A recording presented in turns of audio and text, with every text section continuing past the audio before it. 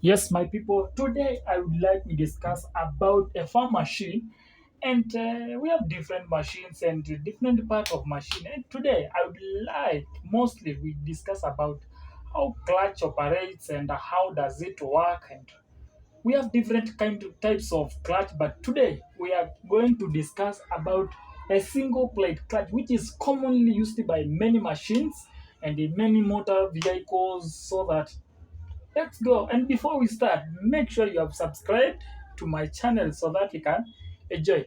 Let's go. Now, to a clutch, we have different parts of a clutch that operate on its own and it has its own function. We have engine clutch crankshaft. We have engine flywheel. This is part of a flywheel, and this is crankshaft. This is clutch friction enhance the attachment and friction to make a stable attachment, firm attachment of within a flywheel and clutch itself. Now we have a clutch spring. The function of spring is to make the clutch it is in contact with the flywheel. Whenever they are in contact, it is to push such that it is in good firm contact. Yeah? Now we have a pressure plate. The pressure plate it's attached by spring that will force the friction surface to get in contact with the flywheel. Now we have release bearing. Release bearing is to make sure whenever you are press clutch, this part of the pressure plate it moves backwards. Okay, we have this clutch linkage. This is just to make the transformation of force or pressure that you insert with your foot or whichever the mechanism you are going to use, so that it can be transmitted to the our clutch bearing. You see, now we have the release lever. Release lever, it is that attachment of this splint. The splint, we have a splint, by the way. We have a splint fly crankshaft. You see, so whenever there is force attached here, eh, the spring itself it's attached. It's already firm here. So whenever you enhance this force or pressure here, this one it attaches this one and withdraws the whole part of the this.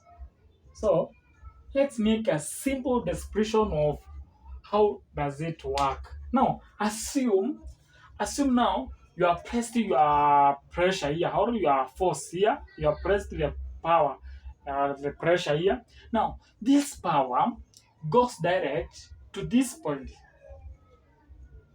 Now at this point, this power, this is a pivot. This pivot, that whenever the power is moving this one, whenever the power is going, this power is going this way direct. Now this power will go to this way, but it will because this is pivot. Now the power will now be opposite to the release bearing. The power will cause this movement of backwards. Now you see, you pressed here, you rest this one, it is moving. It is now the removal of clutch from flywheel. Now how does that happen? This happens because you remember we have a clutch spring. Clutch springs now it's now pressed backwards. Now this part of spring it is pressed backwards such that the friction surface that is attached to the flywheel is now moving backwards. That will cause a release of clutch from flywheel, and that's how it operates. Whenever you want to engage another gear, you have to insert clutch inside.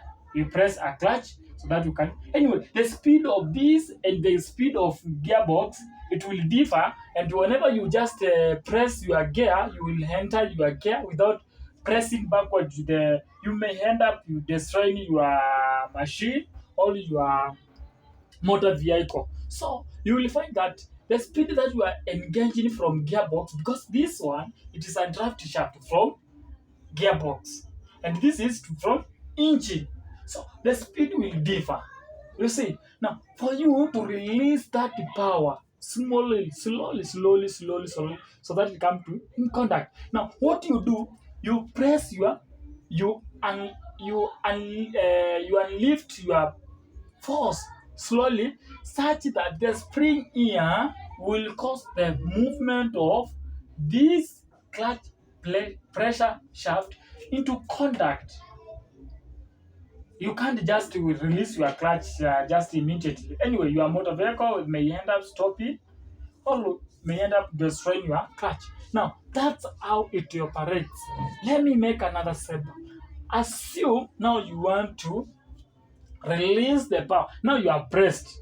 This one, this area, it is a friction. You want to release that pressure so that it can come into contact. Now, this one, it's not, there is no force.